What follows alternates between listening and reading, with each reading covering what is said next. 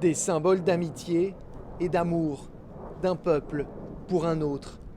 Des Américains, mais pas seulement, qui viennent montrer qu'ils se tiennent aux côtés de la France. Leur émotion est réelle. Oh, just to pay our respects and sorry, I don't have the words. I just feel for them, and our hearts are with them. Toute la journée, des dizaines de personnes défilent devant les grilles de l'ambassade de France à Washington, D.C.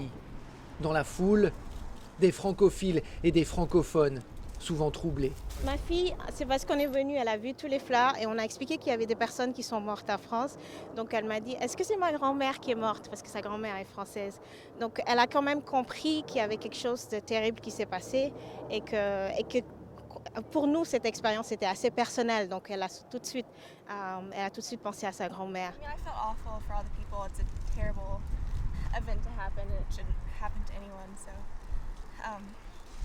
I guess I just feel remorse for what happened. La police est là aussi, discrètement. Des renforts devant les institutions liées à l'Hexagone.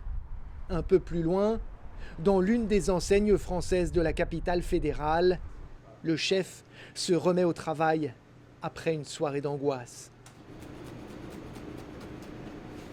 Je regardais mon téléphone, j'ai vu ce qui se passait, j'ai dit à toute mon équipe, à Carlos, à Xavier, écoutez les mecs, faut que je m'arrache, enfin faut que je m'en aille, parce qu'il y a quelque chose qui se passe et c'est vraiment important, faut que je rentre chez moi, appeler ma famille. Le président Obama a été le premier chef d'État étranger à s'adresser aux Français. C'est depuis la Maison-Blanche que le président américain Barack Obama a exprimé toute sa solidarité avec le peuple français.